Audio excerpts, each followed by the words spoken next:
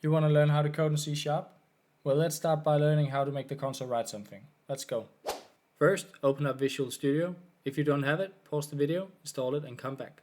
I'll leave a link in the description for you. Now let's create our first project. You want to hit create a new project. Up here, search for console. Double click console app.net framework. Let's call our project Hello World. Click create. Now Visual Studio opens up for the first time, and this is what you'll see. Inside these curly brackets, press enter, and now let's go ahead and write our code.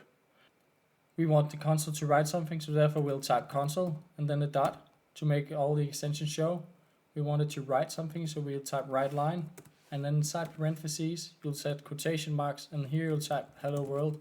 This is what you want it to write for now, and at the end of the line you'll finish off with semicolon. A semicolon at the end is how you tell the computer that your command is finished. If you just click start up here, the program will shut down right away when it's finished executing the code here. Therefore you need to hold down left control and press F5 to start the program instead. So it will need a key to continue and exit the program, and as you can see, it writes hello world. That was easy, right? If you want to master C#, hit that subscribe button and check out the next video.